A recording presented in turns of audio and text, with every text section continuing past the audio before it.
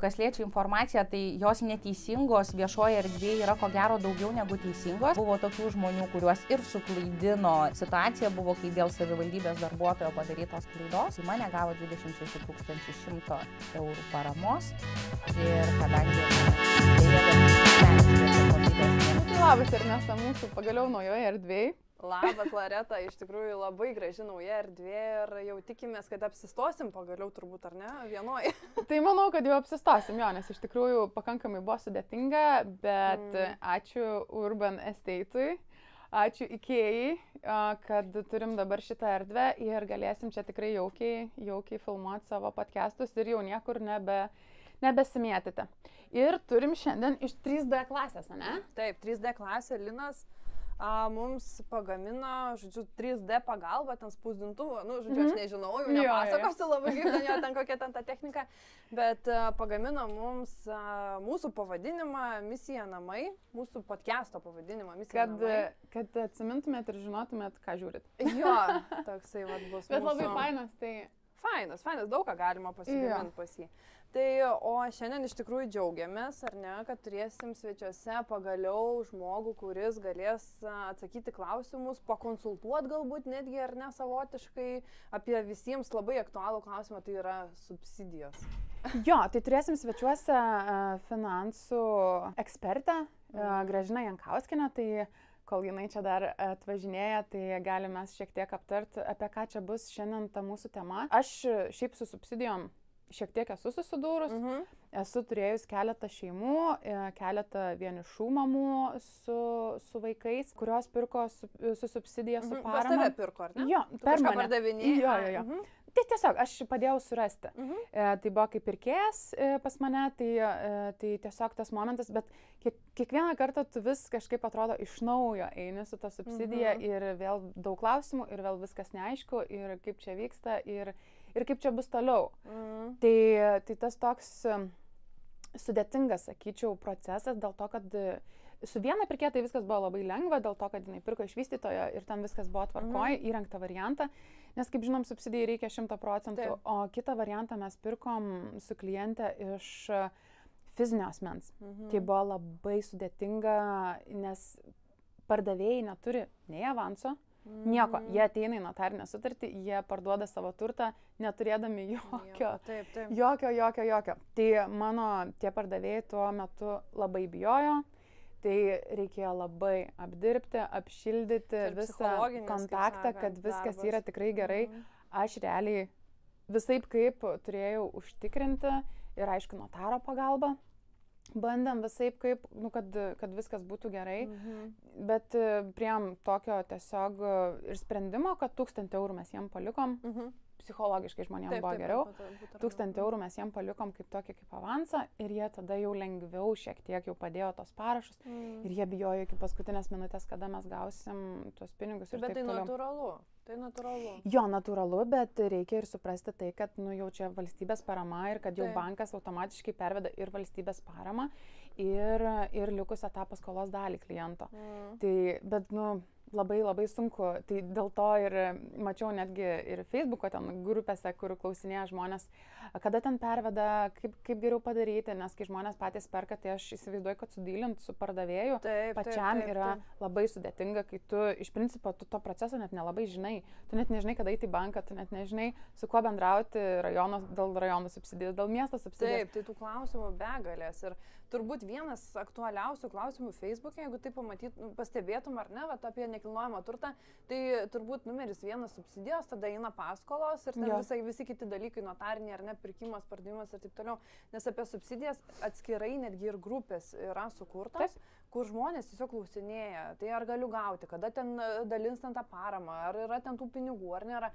Begalės klausimų. Aš pati labai dažnai sulaukiu irgi klausimų asmeniškai, man tiesiog parašo žmonės, sveiki, žodžiu, reikia pagalbos ir tada jau maždaug jau žinau, ko klaus. Sakykime, norim pirkti ir tada apie subsidijas. Tai aš kažkaip apie subsidijas taip imtis nesiimu, sakykime, konsultuoti labai stipriai, kiek galiu taip, bet jau geriau tada nusinti, žodžiu, specialistui. Tik ir tų specialistų aš esu pati susidūrus, aš kokius, turbūt gal 3-4 metus atgal, norėjau padaryti irgi tiesioginę transliaciją, žodžiu, live Facebook'e. Ir norėjau pakalbinti subsidijų specialistą, žodžiu, ieškojau. ir aš neradau.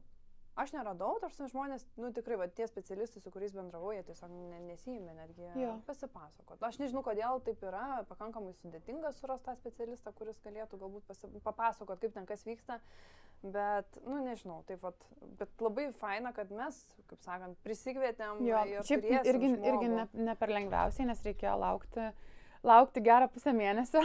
Taip, ir dar žmogus iš kito miesto atvažiuoja, tai... bet čia jau žmogus vis tiek ekspertas, žino, dirba su tuo, ar ne, ir jau tikrai galės atsakyti turbūt visus klausimus. O mes turbūt mintise, telefonuose prisirašėm irgi klausimų, kurie yra ne tai, kad mums aktualūs, bet aktualūs tiems, kas klausia Facebook'e, realiai iš Facebook'o. Jo, tas, kas klausia mūsų, tai man atrodo, kad tikrai kiekvienas atrasit savo. Išgirsit, tarsi naudingos informacijos, ar ne? Tiems, kuriems yra aktuali parama, tai dabar, kadangi antradienį buvo Seime priimti nauji pakeitimai subsidijų, tai bus irgi labai įdomu. Šiek tiek aš domėjausi, man jie šiek tiek pasirodė absurdiški, bet pažiūrėsim, ką pakomentuos Gražina šitoje vietoje. Ir matysim, nes subsidijos yra ne vien jaunom šeimom, yra ir vienišoms mamoms, ir vienišiems asmenims, ir neįgaliems žmonėms. Tai pasižiūrėsim, ką galės mums Gražina papasakoti. Jo, nes daug ten tos informacijos, tai viską reikia ir atsirinkti. Kažkaip susisteminti reikės, kad susisteminti, bet turbūt ir visi ir atsirink savo ir prisiskirs tą informaciją, ar ne, kuri yra aktuali. Taip, mažiau kalbų, daugiau darbų. Einam pasitikti Gražinos. Tai šiandien turim garbės pristatyti svečią mūsų, Gražiną, finansų guru. Tai šiandien pakalbėsim apie tas subsidijas, šiek tiek apie mitus, šiek tiek apie jūsų tą patirtį su klientais. Tai labai labai dėkojam, kad atvyko šiandien pas mus. Ačiū už pakvietimą, labai džiaugiuosi galėdama būti čia ir iš tikrųjų paskleisti daugiau informacijos, kuri yra teisinga. Ir sugriauti galbūt keletą mitų, paraginti šeimas daugiau domėtis, nes galimybių yra, bet kartais pritrūksta entuziazmo klientams. Ir daug tos dezinformacijos, mitų, kaip ir kalbėjom tik prieš filmavimą, ar ne, kad Facebook'e labai daug yra patarinėtojų, kurie, žodžiu, pataria, pasako, ne tai, kad informacija, bet pasako savo nuomonę ir galbūt kažkam tai ir sugriauna ir svajonės, nes kažkas ir paklauso kažko, gaunasi sugedęs toks telefonas, ar ne, ir galvoja, kad negali gauti, pavyzdžiui, subsidijos, ar ne, ar ten dar kažkokių tai dalykų pasidaryti. Iš tikrųjų, kas liečia informaciją, tai jos neteisingos viešoje erdvėje yra ko gero daugiau negu teisingos. Yra tekę matyti net kai kurių bankų svetainėse skelbiama neteisinga informacija apie paramas. O dar vienas dalykas, Facebookas tai tikrai nėra tas tinkamas informacijos šaltinis, kur reikėtų ieškoti atsakymų, nes, žinot, Facebook'e yra nuomonė ir žmonės šiais laikais neskiria, kur yra nuomonė ir kur yra žinios. Tai mano labai mylimas pavyzdys, kad dantis tvarkom pas stomatologą, automobilį pas automechaniką ir gink dieve nesupainioja. Tai va, ir neteisinga informacija, kas skleidžia tie komentatoriai, ar ne, jie neneša atsakomybės. Aš gink dieve nenoriu pasakyti, kad žmonės sąmoningai kažką kalba neteisingai arba rašo, ar ne, bet reikia suprasti, kad kas liečia paramas, yra antiek viskas individualu, kad niekam nebus taip, kaip buvo kaimynui, pusbroliui, ar ten dar kažkam, ar ne. Tai tam ir yra individualios konsultacijos, tikrinami kriterijai kiekvienos šeimos individualiai, ar jie gali pretenduoti į vieną ar kitą paramą. Jo. O tai, klausimas dabar tiesiog, kad jau taip apie šeimą, ne, bet šiaip subsidija, jinai yra ne vien šeimos, ne, kas gali pretenduoti apskritai tas subsidijas? Taip, tai čia iš tikrųjų labai dažnai žmonės yra truputėlį paklydę šeimos savokoje. Kas yra šeima? Šeima yra du sutuoktiniai, du sutuoktiniai su vaikais, arba vieniša mama ir vienišas tėtis. Aha, netgi štai. Taip, netgi ir vieniši.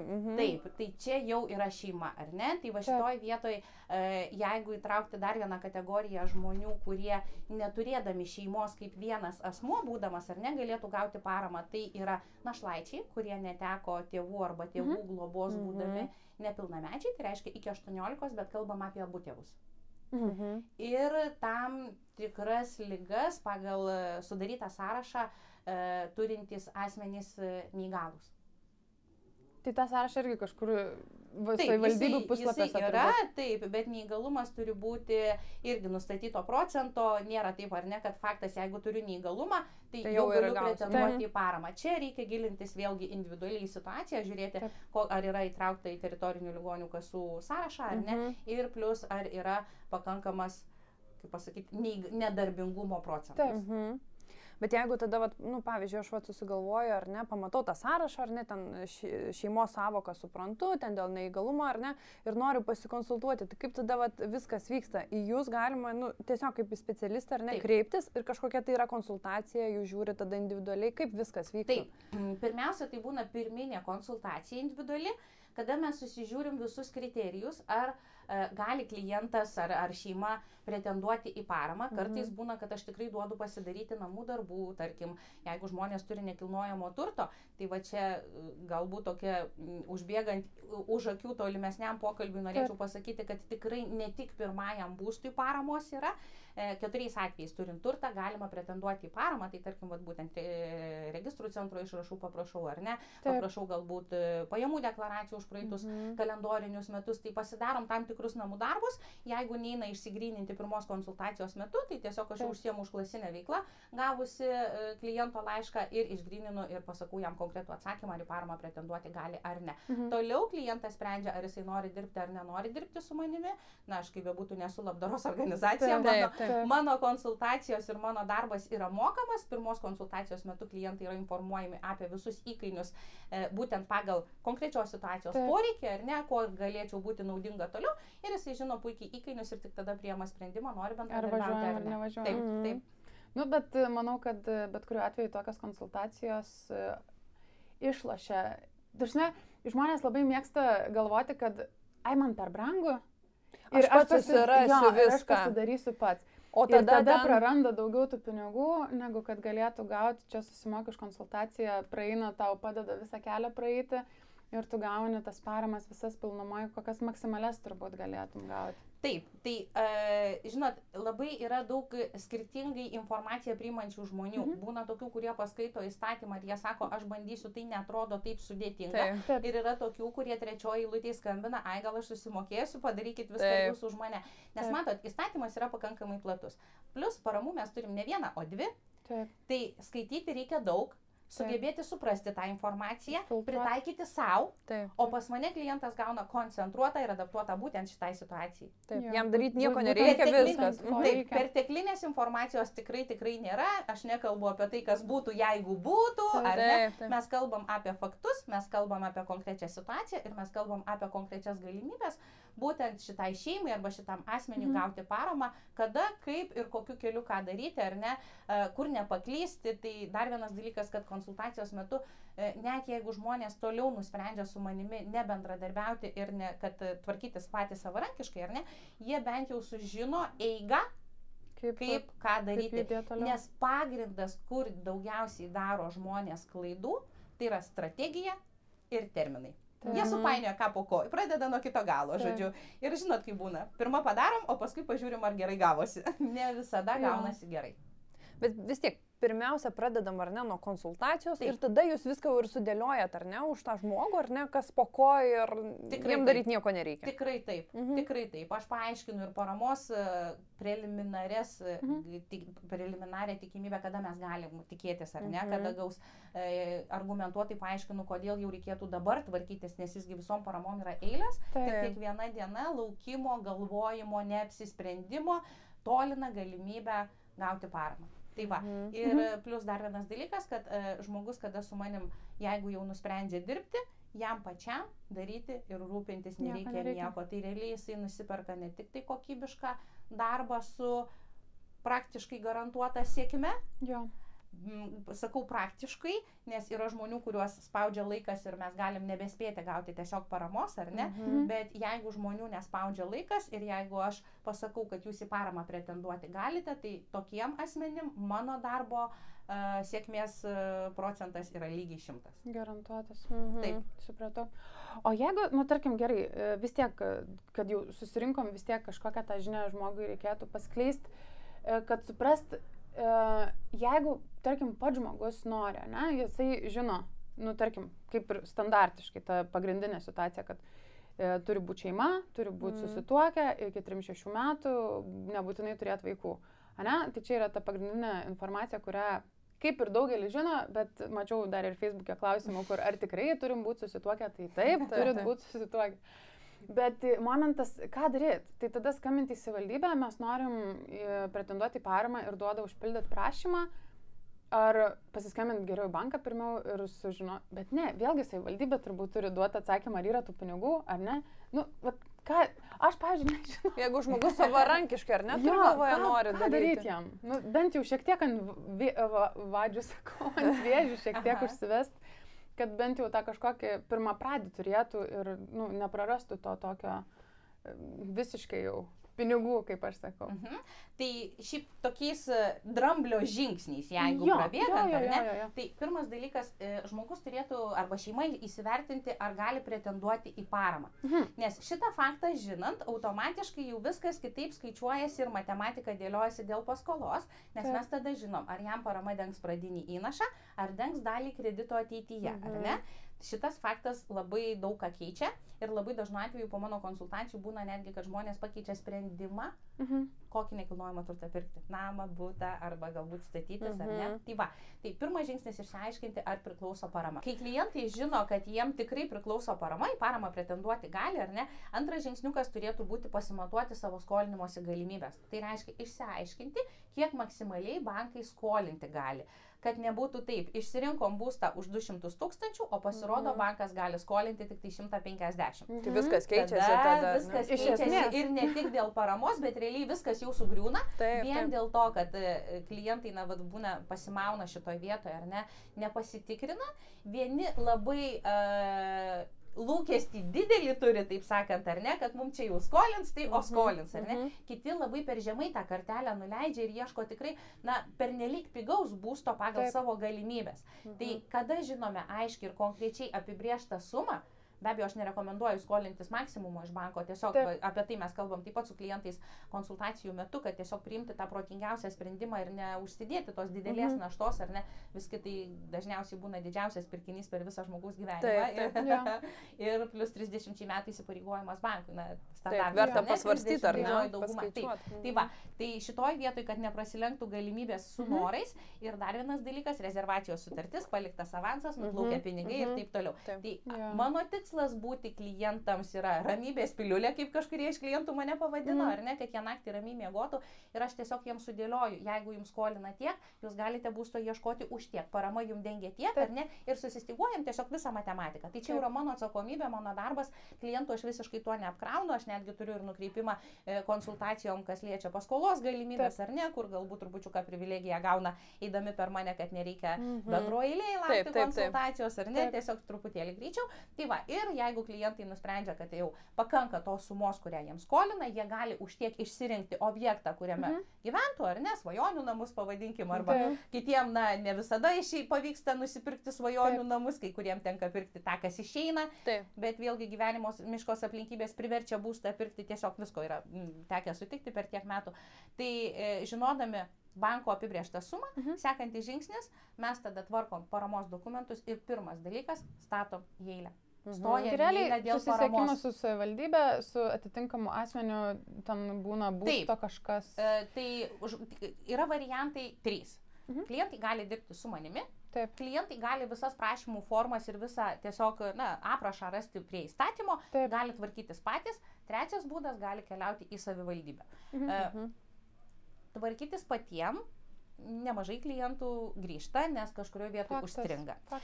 Su savivaldybė, su visa derama pagarba valstybinėse institucijose dirbantiems žmonėms, tikrai yra buvę tokių atvejų, kur klientai sako, mums nieko nepadėjo, sakė, aiškinkitės patys. Buvo tokių žmonių, kuriuos ir suklaidino, ir čia turbūt didžiausias, kiek klientai ištransliavo, ir sutikta situacija buvo, kai dėl savivaldybės darbuotojo padarytos klaidos šeima negavo 26 100 eurų paramos ir kadangi, dėja, bet asmeniškai atsakomybės niekas neneša dirbant šitoj institucijoje, kaltų nėra, situacijos pataisyti neina, pinigų pasiimti. Gaila. Taip pat. Gaila.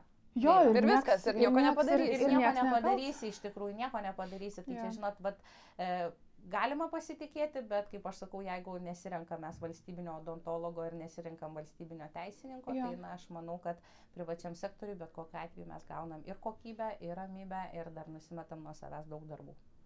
Nu, faktas, geriau šiek tiek, kaip aš sakau, pamokėti ir tada gauti viską užtikrintai. Taip, bet žinot, vėlgi yra dažnu atveju dvi kategorijos žmonių, kiek procentaliai kaip jie pasiskirsto, aš negaliu pasakyti, bet yra žmonių, kurie taupo laiką, taupo energiją. Ir yra žmonių, kurie taupo pinigus. Taip. Sutaupyti visų trijų ir mūsų srityje yra tas, iš tikrųjų mes patys jaučiam ir visi ir nebus mūsų klientai, ar ne? Taip pat kaip ir pas jūs. Yra žmonių kategorijos tiesiog, kurie nori viską patys darytis ir jie pasidaro, gal kartais ir sudėtingesnių kelių, kur galėtų tiesiog kreiptis ar ne į specialistą, sutaupyti laiką ar ne tai, ką kalbam, bet yra tokių žmonių, kurie tiesiog patys ir patys. Taip, bet kas liečia imigrantus, galiu pasakyti, tai 100% jie visi patikė darbą man, nes ko gero mes kai kuriuose vietose dar trupučiuką turim besivelkančią tą tarybų sąjungos odegėlę ir ne iki galo jau abiem kojom stovintys Europos Sąjungoje, nes kiek teko pačiai iš tikrųjų keliauti po užsienį ir kiek teko bendrauti su žmonėm nekilnojamo turto paskolų klausimais, jie visi 100% patikė specialistam. Jie sako, tai yra ne mano sritis ir mes kiekvienas turim dirbti savo darbą. Europoje taip, aš irgi tą patį lygį girdžiu, bet čia Lietuvoje dar taip. Ir žinokit, aš nežinau, iš kur atėjo tiek daug nepasitikėjimo, kai kurių žmonių yra, kad atrodo, kad lyg tai aš čia juos apgaut noriu, galbūt kažkas čia su manimi iki galo. Specialistų yra daug ir labai daug yra nekompetitingų, lygiai taip pat kaip ir yra tų kompetitingų, bet Taip, na ir iš tikrųjų. Pasitaiko žmonėms tiesiog. Žinot, kaip aš Loreta sakau, yra tarp specialistų, yra ir nespecialistų, yra pardavėjai ir yra specialistai. Ir pas ką tu pateksi, ant kaktos neužrašyta. Ir jeigu žmonės turi nekokią patirtį su vienu kažkuriuo, jie galvoja, kad ir sekančios patirtis bus tokios pačios, nes tiesiog taip yra ir per gyvenimą žiūrint, ar ne, mes galim padaryti 1000 gerų darbų ir padarykim vieną blogą, susimaukim vieną kartą, ar ne, 1000 pasimirš. Taip, bet tas vienas o visi labai ilgai kalbės apie tą vieną ir vėl susigrąžinti tą pasitikėjimą, reikės įdėti daug laiko, darbo, pastangų ir klausimas, kaip pavyks. Taip, tai čia kaip sugriauti lengva pastatyti. Taip. Bet Gražina, aš irgi, man įdomu, pati su kuo irgi susiduria dažniausiai, ką perka žmonės, ar ne, butas, namas, ten, sakykime, su subsidija, ar ne, pasinaudojant. Kaip procentaliai, pavyzdžiui, maždaug galbūt netgi su kuo tenka susidurti, ką daugiau jaunimas, sakykime, pats perka, ar ne, namus ar butus. Bet ir tai, ar regionuose, kaip įdomu, pasidalinkite. Ar ir miesto ribose. Nes mano paskutinės 2 subsidijos buvo Vilniaus mieste, tiesiog miesto ribose. Regione neturėjau. Jeigu atvirai, tai tiesą sakant, kažkaip statistikos aš niekada nevedžiau, bet jeigu mes kalbėtumėm apie regioną, tai vien dėl to, kad dabar yra susiformavę labai didžiulės eilės ir žmonės laukia nuo pernai ir kai kurie galbūt dar net ir nuo užpernai eiliai stovi. Su šita parama aš dirbu tik tai tais atvejais, kai klientai ketina namą statytis patys, jų nespaudžia jokie terminai, nekanda į uodegą jokios pasirašytos sutartys, ar ne, tenais, kad spėsim, nespėsim ir taip toliau. Ir kada daugiau, žinot, būna toksai, gausim valio, negausim, pasistatysim ir taip. Nes jie turi pinigų bet kuriuo atveju. Taip, nes čia aš garantijų duoti jokių negaliu, kad klientai tą paramą gaus. Tai yra faktas, jeigu jie jau stovi eilėje, iš ten išmesti, pagal planą kaip ir negali, pagal įstatymą, jeigu jau stovi. Bet jeigu sueina, tarkim, tie 3-6 metai, tai nesvarbu. Vis tiek, jeigu kriterijus reikia atitikti prašymo pildymo dienai. Tai reiškia, net jeigu rytoj gimtadienis, o šiandien supildėm prašymą, valio tinka. Po to, kaip liaudis sako, nors ir tvanas. Taip. Prašymo pildymo dienai turi būti atitinkami kriterijai visi, ar ne? Tai va, tai kadangi susiformavę yra didžiulės eilės, klientai tą paramą gaus, bet čia yra laiko klausimas. Laiketas gali labai stipriai išsitempti. O kada žmonės eina į banką paskolos, suprantat, jeigu matom, kad reikės stabdyti statybas pusmečiui, tai dar būna, kad pristabdo žmonės, bet jeigu metam 1,5, o tuo labiau, kai konkretumo jokio nėra ir aš negaliu nuprognozuoti, kaip keisis kitų metų biudžetas, padidins, pamažins ar paskirs tokį patį, ar ne? Kiek žmonių pakaks tų pinigų, ar ne? Nes vėlgi sako, kaip, pavyzdžiui, jeigu papildo biudžetą, kiek šeimų gauna paramas. Labai vairiai ir net nenoriu jokio skaičiaus paminėti, todėl kad mes nežinom, kiek iš stovinčių eilėje, kuriai šeimai priklauso galbūt tik tai 5,000, galbūt 20 šeimų priklauso 26,000. Mes nežinom, kaip yra pinigų pasiskirstymas. Bet dar klausimas dėl tų pinigų, tarkim, jeigu aš turiu subsidiją, mes, tarkim, su vyru buvom, kai gavom tą pirminę subsidiją ir pas mus atsirado vaikas. Tai ir už vaiką tu gauni tą subsidiją paskui, nes jin gali padidėti kažkaip, ne, kai šeima gausėja. Taip. Tai klausimas tiesiog, ar savivaldybė, ar nežinau, kaip čia jie skirsto, ar duoda pirmiau tom šeimom, kurios yra tiesiog pirmą kartą, ar jie duoda tiesiog, aš užpildžiau prašymą, nes pas mane vaikas atsirado ir man kad dar išmokėtų. Supratau. Tai žiūrėkit, dar trupučiuką norėčiau sugrįžti prie to klausimo, ar ne, ką daugiausiai perka. Tai galiu pasakyti, kad paskutiniai metai, tai dažniausiai, žinokit, buvo taip, kad pirko tą, ką galėjo įpirkti. Todėl, kad mes turėjom, ir vis dar turim, ar ne, padidėjusi Euriborą. Ir skolinimosi galimybė žmonių siaubingai smuko. Ir negalėjo žmogus, kuris galbūt prie nulinio Euriboro galėtų nusipirkti namą. Taip. Už kelius šimtus tūkstančių, jisai galbūt dabar gali nusipirkti jau tik tai butą, kur ten 100 000 su trupučiu. Kainos kilo, kaip? Kainos beprotiškai kilo ir kainos, ir plus padidėjo Euriboras, tai reiškia, kuo brangesnė paskola, tuo mažesnė skolinimosi galimybės. Namų įperkamumas tai namų įperkamumas taip. Taip, tai žinokit, taip gavosi, kad pastaruoju metu daugiau pirko butus, kotedžus, ar ne, namus, tai jau tie žmonės, kurie tikrai turi pakankamai didelės pajamas ir kurie gali sau leisti, jau pavadinkim prabangos prekę, ne, kur jau kelius šimtai tūkstančių, 200 000 ir virš. Nes pas mane, aš pati irgi galiu pasidalinti, pas mane buvo tokių situacijų, kai pardavinėjau savo klientų namus, konkrečiai turiu omeny gyvenamuosius, individualius namus, vien todėl, kad jie, neišsilaiko ir nusipirkti tik ką namai, tik ką įrengti metai, 2 ir sako, mes tiesiog nebegalim, mums per sunku, mums per didelė paskola ir jie tiesiog kraustėsi į mažesnius butus. Pas mane per vakar tokie 2 klientai buvo. Taip, su šeimom tiesiog kraustosi iš namų į butus, susimažina ir tiesiog kitaip jiem neišeina. Taip, tai keitėsi. Tai viskas. Žinokit, aš savo konsultacijose turiu prevencinę programą tokiem atvejam iš tikrųjų. Tai ką aš ir minėjau anksčiau pokalbėje, kad aš nerekomenduoju klientams skolintis maksumos. Taip. Dar vienas dalykas, kai buvo nulinis Euriboras, aš visus informuoju, iškirpus, iš, tarkim, klientų kreditų pasiūlymų, pavyzdį, užtušavus visus asmens duomenis, kad jie niekur nefigūruotų. Taip. Banko pastabas apie didėjantį Euriborą ir apie tai, kad paskolos įmokos gali padvigubėti. Čia buvo istorija irgi su pensijų fondais, kai visi galvojo, kad šita kosmonautė nusišneka, kai sakiau, hebryte, tvarkykitės patys, nes nuspręs už jūs. Kaip jau čia mus galės dabar priversti? Labą dieną. Labą dieną. Yra tokių žmonių, kurie sako, mes pasimsim maks, mesgi vis tiek gyvenimo kokybė žengia į priekį, mes čia pajamas pasididinsim. Viskas ok, bet mano adresu priekaištų tada prašau nesiųsti, nes aš įspėjau, aš atsakomybės nenešu. Visada būkim už protingus sprendimus. Nepamirštam, ką visada transliuoju klientam ir ko jie labai dažnai nepagalvoja į priekį, ar ne. Žiūrėkit, sakau, per 30 metų, kol jūs turėsite būsto kreditą, gali atsitikti daugybė nenumatytų įvykių, kurie išmuš jūs iš finansinio balanso. Taip. Nepykit, sakau, bet ateis laikas, kai tėvus ošvius reikės laidot. Jūs pasiimsit paskolą. Ta pati korona, dieve mano, buvo korona, čia visi šitie dalykai. Galų gale, jeigu jūs pasiemat maksimalią paskolą, ar ne, ir mes žiūrim į tą atsakingos skolinimosi įstatymą, ar ne, kad 40% pajamų neviršytų, sakau, jūs nusipirksit namus, bet jūs net siurblio lizingų nebegausite.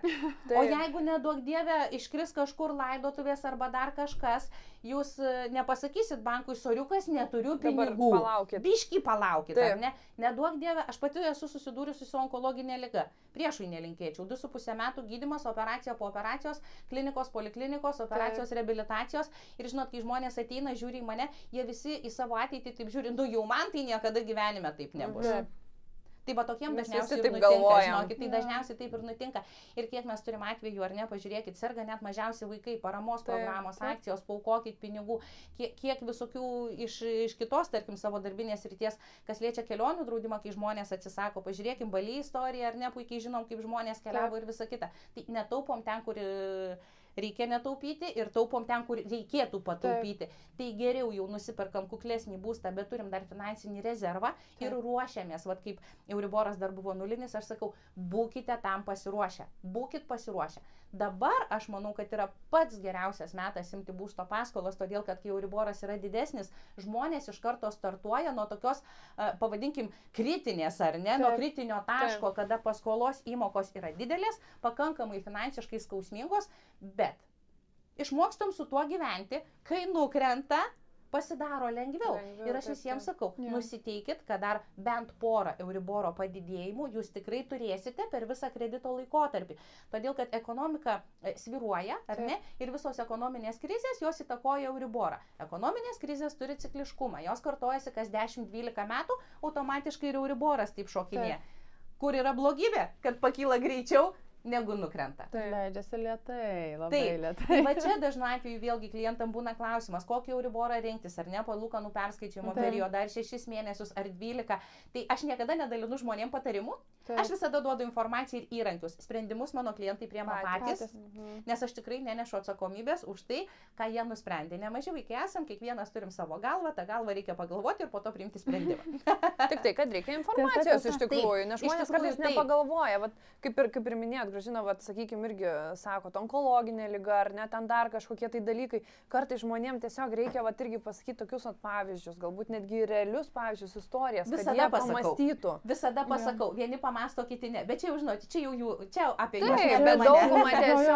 Dauguma tiesiog užsideda rožinius akinius ir, tiesiog kažkaip tai atrodo užsimerkia ir nepagalvoja. Žinokit, va čia ir yra ta bėda, kad visi savo lūkestį į priekį apie tą gyvenimą turi tokį kažkokį, net nepagrįstai pagerintą, pavadinkime, ne, kad į priekį viskas tik gerės. Tik gerės. Tai aš visada žmonėms sakau, paimkit pastaruosius savo 3 metus gyvenimo, sakau, kaip ten viskas sparčiai gerėjo, sakau, tai jeigu jūs nieko nekeičiat, jeigu jūs nieko negerinat, tai savaime nepagerės. Taip. Grįžtant dabar prie Loretos klausimo apie paramas, ar ne, ir šeimas, kurie susilaukia vaikučių, tai žiūrėkit. Jeigu šeima stovi eilėje, gauna pažymą neturėdami vaikų, arba turėdami vieną vaiką, bet esmė tame, kad atkeliauja į pasaulį kitas vaikutis. Papildymas. Taip, papildymas. Šeimos papildymas. Biudžeto pamažinimas ir šeimos papildymas. Bet atperka paskui, atsiperka. Atperka, žinoma, jeigu kalbam apie paramas, tai atperka. Nes jeigu šeima stojo į eilę be to artėjančio vaikučio, ar ne, jie turi pirmiausia gauti finansavimą, turi pasinaudoti pirmo paramos dalimi, tada jie turi kreiptis dėl papildomo finansavimo, kur yra plus 5%, ar ne, už kiekvieną į ateitį žiūrint, ar ne, gimusį vaikutį, pirmas, antras iki 36 ir jeigu trečias iki 40. Šitą aš nežinojau. Ir šitos šeimos sąraše yra prioritetinės, tai reiškia, jos atsiduria sąrašo priekyje, todėl būna tokiu atveju, kad klientai stovėdami regiono paramos eilėje skambina ir sako, Gražina, sako, prieš 2 savaitės tikrinau, dabar patikrinau, padidėjo per 3, sako, kaip gali padidėti. Tai reiškia, kad atsirado 3 šeimos, kurios kreipėsi dėl papildomo finansavimo gimusio vaikui. Taip, juos pastatė į priekį ir visi kiti pasislinko trupučiuką žemyn. Gavo didesnį. Toks ir buvo mano klausimas, ar jie gaunasi kaip prioritetas tada? Taip. Tikrai taip. Aš tai noriu apie eilės paklausti, kiek maždaug laiko irgi užtrunka, čia gal toksai irgi, bet... Kiek ilgiausiai ir kiek trumpiausiai? Jo, bet gal iš praktikos, istorija. Trumpiausiai, tai žinokit, buvo toksai etapas, kada biudžete buvo rezervas pinigų, neišnaudotas, tiesiog paskyrė finansavimą, išdalino ir dar gabaliukas liko. Tai būdavo supildom dokumentus, atiduodam savivaldybėje, ar ne, patikrina ir iš karto ne į eilę stato, o iš karto formuoja pažymą. Tai čia buvo toks etapas, aišku, tuos pinigus greitai viską išgraibstė. Deja, šiandien tokios situacijos mes neturime ir žinokit, apibriežti to laukimo termino yra labai sudėtinga, nes kartais būna neplanuoti biudžeto papildymai, apie kuriuos, tarkim, nieko nesako, ar ne, paskiria metinį finansavimą, metų pradžioje padalina, o vienais metais buvo rugsėjo pabaigoje, dar papildomi keli milijonai, ar ne. Bet iš kur jie atsiranda? Turime tai... Žinokit, čia visus šitus dalykus priima ministerija. Ir čia tiesiog reikėtų galbūt užklausą. Taip, nes tiesiog taip yra. O vienų metų patirtis buvo tokia, kad kaip tik, kodėl regiono paramos eilė susiformavo, todėl kad numatytus dar kelis milijonus, jie tiesiog nukando, nes reikėjo Ukrainai, reikėjo ten elektros sąskaitų kompensacijom, tiesiog pagalvojo, kad tos vietos yra labiau prioritetinės negu paramų pusė, ar ne, ir ten galima pamažinti finansavimą. Poreikis, bet kuriuo atveju nuo pernai metų yra didesnis negu skiriamas finansavimas. Tai visiems galiu pasakyti, nusiteikit laukti eilėje. Stebuklo nebus, kad paims ir kitais metais padvigubins. Bet svarbu tada atsistoti tą eilę. Taip, kaip jūs sakote. Va čia aš ir ką minėjau, tai strategija. Jeigu būstą ketinate pirkti šiemet, parama be šansų. Iš karto. Čia galiu pasakyti griežtai ir kategoriškai be šansų, nes dar ir be jūsų yra eilė nuo pernai laukiančių. Jeigu kalbėsim apie regioną, yra dar net ir nuo užpernai. Tai vat nuo užpernai, prašau, koksai terminas ir žmonės dar laukia. Kur yra dar viena bėda? Yra tokių žmonių, kurie stovi eilėje, nors jau susitvarkę, tarkim, būsto paskolą, pasistatę, nusipirkę, bet neišsibraukia iš eilės. Ir jie užima vietą tiem, kuriem iš tikrųjų tų pinigų bet tai, reikia. Pavyzdžiui, jeigu tu išsirenki būstą, kuris atitinka tą lokaciją, kuri patenka į paramos šitą lokaciją, pasikartosiu, tai aš nusipirkau būstą, jau tam susimokėjau, jau notaras ten įvyko, jau 100% baigtumas irgi jau prisidavė. Ir aš dar stoviu to eiliai, tai aš jau nebetenku tos paramos? Taip, jūs nebetenkate, todėl kad į banką jūs turite keliauti turėdami pažymą, kad jums priklauso parama. Tai reiškia, jūs turite būti išlaukę eilę, sulaukę savo pinigų gabaliuko ir iš savivaldybės gauti suformuotą pažymą. Atbulinė data, įsigijus, pasistačius, prisidavus, nusipirkus būstą, paramų niekas neteikia. Tai realiai aš negaliu daryti notaro arba pridavimo, kol neturiu subsidijos raštą? Taip. Pažymos. Jūs net į banką paskolos eiti negalit kalbėtis, nes banko sutartyje ir pas notarą visur yra numatoma, kad būstas bus perkamas su parama, naudojantis paramą. O yra tokių, kurie atbulinę, sakykime, datą. Oi, man įsivaizduoju, kiek. Aš ir paklausiu, tikėjaus. Taip, nes čia tikrai vėlgi ta, kaip aš vadinu, VBS tarnyba, viena baba sakė, veikia labai aktyviai, tai vėlgi dažniausiai čia Facebook'o grupės, forumai kažkokie ir panašiai. Kažkas pasakė, nežinokit, ta informacija, kokia yra jos sklaida, tiek teisingos, tiek neteisingos, tai aš kartais net stebiuosi, prieš naujus metus klientai kreipėsi į mane ir aš sakau, labai smalsu, sakau, kaip jūs mane atradote, nes jie man paskambino telefonu. Taip. Jeigu per Facebooką, tai viskas aišku, aš būna ir reklamą paskleidžiu mokamą, ir rekomendacijų, ir klientai dalinasi, bet kurie susisiekia tiesiogiai, tai būna arba rekomendacija, iš kažkur greičiausiai atėjus, tai aš visada stengiuosi tiem, kas mane rekomendavo, padėkoti, nes man tai yra pats geriausias darbo įvertinimas ir čia, kai dirbi darbą, kurį myli, tai kalba apie pinigus būna paskutiniai vietoj visiškai, ar ne? Tai žinokit, man ta klientė sako, žinokit, Vinted yra forumas ir ten buvo toksai pokalbis apie paskolas, apie paramas. Ir sako, 4 merginos jūs rekomendavo. Aš sakau, aš net nežinojau, kad Vinted turi kažkokį pokalbių forumą. Aš tame net nedalyvauju, bet kiek tos klaidos, tai aš nežinau, o kiek kalba eina apie paramas, kur visur. Žinau, nežinau, noriu pasirodyti protingas, pasidalinau savo istoriją, kuri ne velnio netiks kitam. Taip. Tai ir tų nesusipratimų daug. Jo. Nes man tai sakė buhalterė, o man tai kaimynas prie alaus pirty. Tai neadekvatu. O pati iš tikrųjų dalinatės galbūt socialiniuose tinkluose, ar ne, gal kažkur tai irgi informacija, gal mokymai kokie, dar kažkas tai Pakankamai mažai, nes iš tikrųjų mano darbo krūvis yra didžiulis, nes vėlgi dirbu tikrai ne vieną kryptimą, aš ir valstybinį projektą turiu, finansinio raštingumo mokymus vedu, maluosi po Lietuvėlę, vieną dieną Šiauliai, kitą dieną vėl kažkoks kitas miestas, tai mano užimtumas yra itin didelis ir aš vis dar nepersilaužiu su tais reelsais, kažkaip čia dar man reikia su savim susitarti. Reikia laiko. Planuose yra, bet reikia čia susikalbėti su savo vidiniais demonais. Tai pradedi, mes irgi su Ernestu jo pradėjom pabiškį ir... Nes pasimaidyti viskas ok, bet nedaugiau čia. O mokymai kokie, ar nieko neveda, tai kažką iš tos pusės? Mokymai tai čia jau yra iš valstybinio sektoriaus padarytos sutartys ir kadangi tai yra konfidencialumo sutartis, tai labai gaila, nieko plačiau pasakoti negaliu, bet tai tikrai nesusiję nei su nekilnojimu turtu, nei su paskolom. Man tai dar įdomu būtų išgirsti galbūt realių istorijų, ar ne? Kokia, sakykime, pati tokia labiausiai galbūt įsiminusi, ar ne, istorija, kai jau galvojat, kad net ir nepavyks galbūt gauti tos subsidijos, ar ne, kažkas tai tokio ekstremalaus. Bet pavyko. Jo, bet pavyko. Pirmas dalykas, jeigu jau aš darau, aš neprisileidžiu minties, kad man nepavyks. Tai žinokit, čia turbūt man visada todėl ir paeina, kad aš šventai tikiu savo sėkmę, žinokit. Aišku, aš dedu visas pastangas, kaip bebūtų, nes visi rezultatai priklauso nuo įdėtų pastangų. Ir niekas neįrodys kitaip. Ir tie, kur teisės laikosi 5 kartus ir niekaip nepavyksta, tai kiek pastangų įdėjai, tokį rezultatą ir gavai. Lygiai tas pats ir mano darbė, ar ne?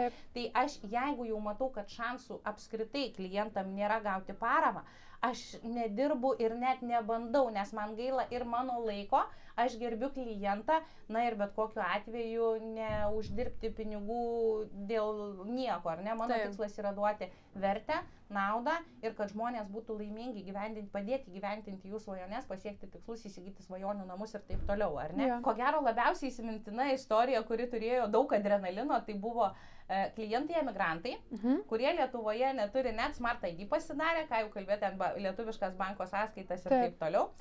Vyrui iki 36 likę 2 savaitės, jie neturi išsilinkę turtą, o moteriai už 2 mėnesių dekretinės. Pats geriausias, pats geriausias. Visos sunkinančios aplinkybės vienoj vietoj. Bet pats geriausias spyris greitai viską susitvarkyti jiem ir nebepersigalvot. Ir žinokit, mums pavyko. Ir kas svarbiausia, dar buvo vienas nesusipratimas, kur suklydo nekilnojamo turto brokerė, kada jie pildė paramos prašymą, jinai pateikė neteisingą adresą ir jau buvo suformuota pažyma ir pateikta bankui.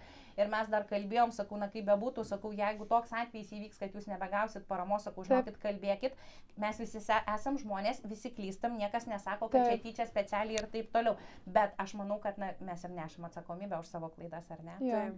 Kalbėkit, sakau, su ta brokerė, kas bus, jeigu jūs negausit paramos. Tiesiog.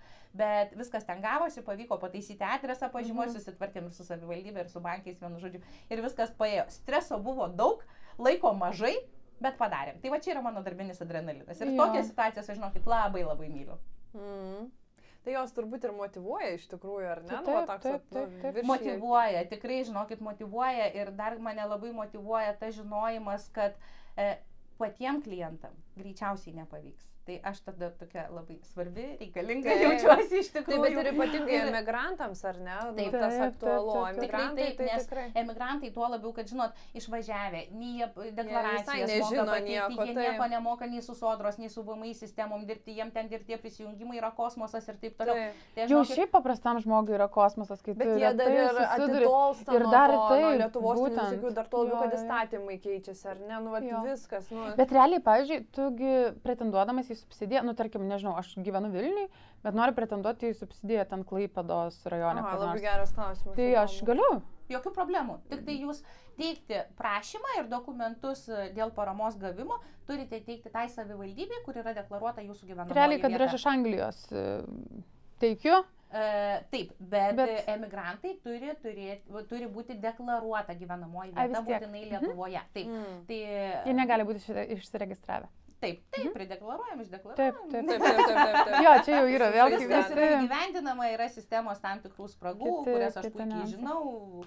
Ir būna taip, kad nepriklauso, o priklauso. Tiesiog, tai aš sakau, ne šiaip savo paimu pinigus, o klientai gauna maks kokybę, o kas liečia emigrantus, tai žinokit, padedu žmonėm ir prisideklaruoti ir tą gyvenamąją vietą, ar nebūna tokių, kurie grįžta nemoka, aš ir vaiko pinigus per spisų tvarkau. Ta prasme, čia jau yra ekstra papildomai, bet žinokit, čia yra tie dalykai. Žinot, kaip aš sakau, kai dirbi darbą ir gauni pinigus, tai papilnėja piniginė, papilnėja kažkuo galbūt fiziškai delnai, ar ne? Bet kai tu padarai gerą darbą, už kurį nepaimi pinigų, papilnėja va čia. O dalinamės tik tada, kai esam pilni, kai jau netelpa. Aš kažkokioje knygoje skaičiau, tik nepamenu kur, tą posakį, žinot, kad kas kuo turtingas, tas tuo dalinasi. Tai čia visom prasmėm, ir darbinė prasme, ir žmogiškąją prasme, kai mes matom, žinot, surūgusius veidus, kai mes matom veidus, kur tu netyčia galbūt žmogų, nežinau, eidamas parduotuvėje, alkūnę užkabinai ir jau ant tavęs pyksta, tai viskas aišku, kas pas jį viduj, nes į išorę ištransliuojam tą, kas ten gyvena. Tai tiesiog. Labai faina, kad galim dalintis. Iš tikrųjų, kad jis žmonėm atrodo neįtikima. O kaip tu? O kodėl? Ta prasme, tai vis tiek aš tau kažką turiu duoti? Nu, nebūtinai. Nebūtinai. Bet kaip tada žmonės ir nustemba?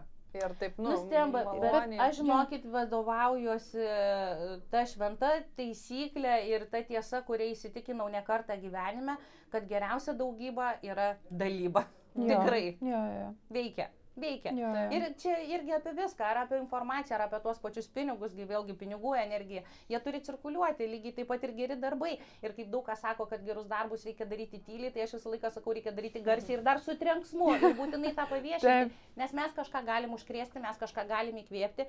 Ir kada, tarkim, mokymus vedu, aš, pavyzdžiui, ir motyvacinius, ar ne, ir jeigu aš žinau, kad iš 10 žmonių, bent vienam, aš nors kažkokius apmąstymus, jie išsineš kažkokią mintį, išsineš galbūt kažkokį, tai žinot, postumį, galbūt į kažkokį tai pokytį gyvenime, tai reiškia, mano misija jau yra gyventi. Aš dar noriu grįžti į pradžią, kur jūs minėjot, kad yra dar 4 keliai, kur tu gali gauti tą subsidiją. Šita informacija galioja abiem paramom. Abiem paramom. Pirmas dalykas, jeigu turtą turi, kuris yra negyvenamosios paskirties, tai reiškia sodai, svečių namai, ten kažkokie tai ar ne, jeigu tai yra, na nežinau, angarai, lentpjūvė, kaip pavyzdys, ar ten garažai kažkokie. Toliau, sekantis dalykas, tada, kada būstas yra nusidėvėjęs 60% ir daugiau, tada, kada neviršė kvadratūrą vienam šeimos nariui 14 kvadratų. Čia kaip ir tai, kur aš tą žinau. Taip, tai va. Kitas momentas yra, jeigu, tai čia ketvirtas, tas, kurio nėra įstatymuose, tai čia yra mano būdas. Ja, supratau. Pagal būsto būklę reikia tiesiog pasižiūrėti, galbūt galima padaryti techninę ekspertizę, kad jis yra netinkamas gyventi. Supratau. Tai va, čia reikia išgalvoti ir, bet kur atveju mes vėl atsirėmėm į tą patį. Išgalvosi. Pats neišgalvosi nei už ką, bet suprantat, aš dirbu su šitoj temoj, aš esu nuo pat paramų atsiradimo pradžios. Kaip apskritai aš čia atsiradau. Eilę metų atgal aš ketinau pati pirkti būstą. Iš pradžių tai buvo butas, nes buvom dviese su dukra, po to pradėjau galvoti apie namą, nes draugas šalia atsirado. Ir man vienas nekilnojamo turto brokeris atvažiavęs į objektą sako, jūs pasidomėkit, nuo rudens bus kažkokios čia būsto paramos ir taip toliau. Ir kadangi aš esu knysliukas ir man reikia viską iki blusų išsiaiškinti, aš pradėjau ieškoti informacijos apie tas paramas. Ir žinokit, aš net nejučia, žinodama ir turėdama, žinot, kai būna, kai darai kažką intuityviai ir net nejauti. Vieni klientai, kiti klientai, kurie atėjo dėl būsto paskolos konsultuotis. Ir aš matau, kad jie kaip ir atitiktų. Sakau, o pabandom gal tai. Pasiūlėt pati tiesiog. Taip, ir tai buvo pati pradžia, kai aš pradėjau į savo konsultacijas įtraukinėti paramų temą, už tai net papildomų jokių pinigų neimdama. Taip. Ir dar aš net netvarkiau, aš būdavo tik tai pasakau klientam, bet tai buvo pirmos konsultacijos iki įsigaliojant paramų projektui, ar ne? Taip.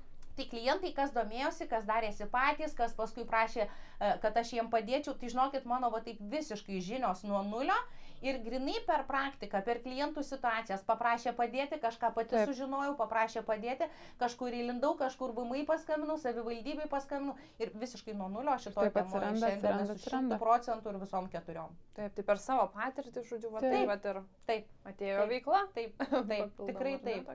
Ir praktika, žinot, bandai pritaikyti vienam, bandai kitam, tai atmeta, tai patvirtina, tai pasako kažkur klaidas. Tada gilinės, kodėl, kas ir kaip. Bet tai tik teorija paskaičius ir nežinosi, nesuprasi lygiai taip pat, kaip ne, paprastam žmogui iš principo yra be šansų. Realiai, aš, tikrai be šansų. Tai, visi šitie procesai, bankai ar nepirkimai, pardavimai. Taip, bet viską turi žinoti, bankė to nieko nepasakys, paskambinai į savivaldybę, to nieko nepasakys, va kaip ir sakė dabar, nes, pavyzdžiui, tas nekilnojamo turto apibrėžimas, jisai yra, kad apima jisai visus tuos pastatytus daiktus, tuos pačius angarus, taip toliau ir taip toliau ir taip toliau, ir viską žmogus fiksuoja. Aš turiu angarą kažkokią, aš turiu garažą, aš turiu nekilnojamo turto. Vadinasi, viskas, aš nebegaliu pretenduoti. Turiu tą patį sodą, kaip ir jūs paminėjote, ar ne, kur pasakė savivaldybė ir žmonės prarado pinigus.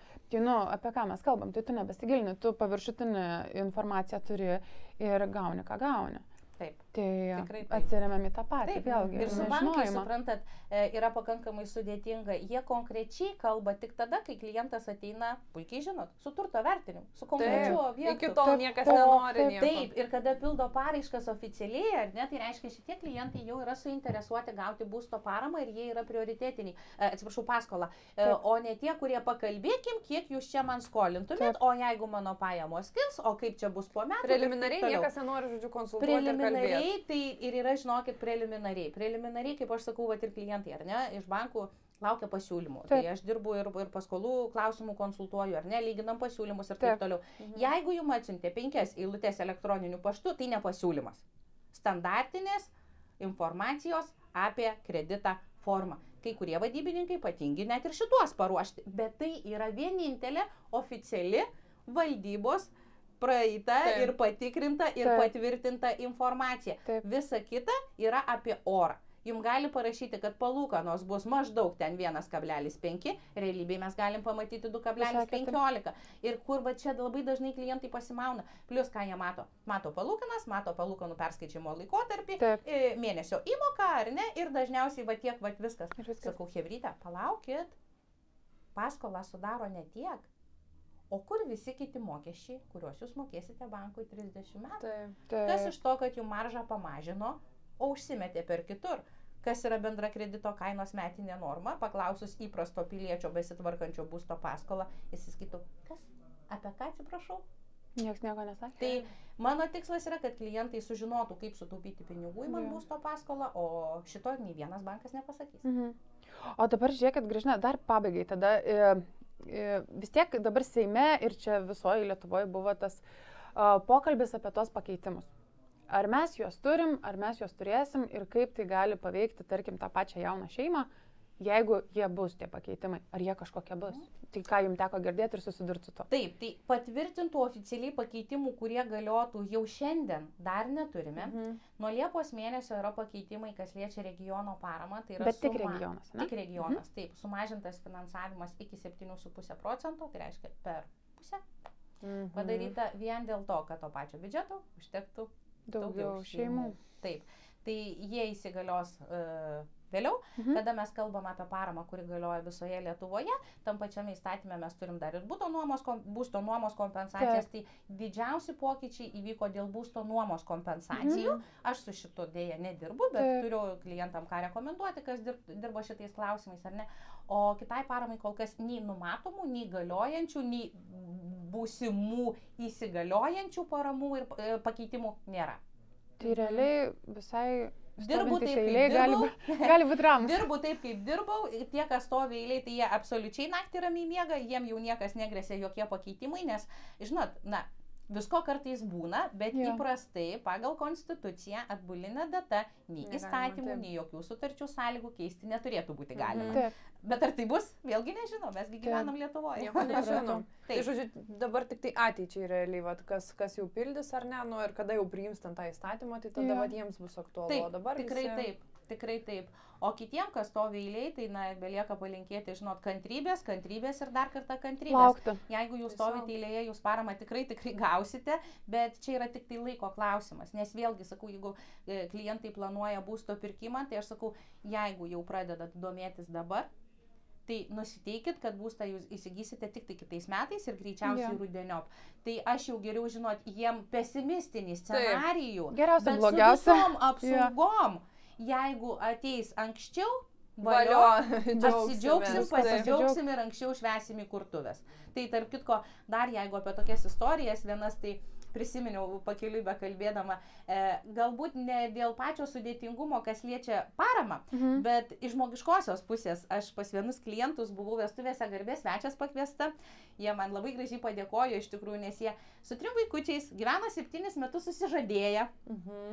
Ir greičiausiai būtų gyvenę taip ir toliau, jeigu nebūtų atvykę pas mane į konsultaciją, būtent dėl būsto paskolos, pirkimo ir dėl paramos. Tai tas, kad neišvengiamai, kaip jūs sakėt, Loreta, ar ne, kad turi būti šeimos statusas, jie teko priimti sprendimą ir pagaliau susituokti. Tai jis sako, jūsų konsultacija buvo toksai lengvas spyris, nors aš visada klientam sakau, tiem, kurie neturi santokos, ar ne, ir sakau, žiūrėkit, sakau, neužšokit ant tos emocijos, kad pinigai, namai, parama.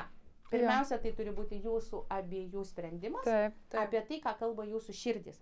Nors iš kitos pusės, kai pagalvoji, žinot, jeigu jau taps bendraskoliais, tai skolos ko gero suriša labiau negu santuoka. Jo, čia taip sakė. Jo, tai šiandien palietėm ir santykių temą, ir subsidijų temą, ir motyvacijos iš ir motyvacijos temą, nes tikrai spinduliuojat tuo tokiu pozityvu ir gerom emocijom. Aš tai tikrai pasisėmiau. Galėtumėm turbūt kalbėti iki vakaro, bet kas turi pradžią, turi ir pabaigą, bet kuriuo atveju tai... Šiaip žinutė tokia, kad bet kuriuo atveju galit visą laiką kreiptis į mus, į Gražiną, jeigu kyla kažkokie tai klausimai, nes čia, sakau, neišsemiama tema, aš manau, kad... Neišsemiama, žinokit, neišsemiama ir tuo labiau, kad sakau, jeigu žinai, ką darai, tai pavyks, bet jeigu taip darai, kad, o gal gerai gausis, tai aš sakau, ne visada gaunasi gerai.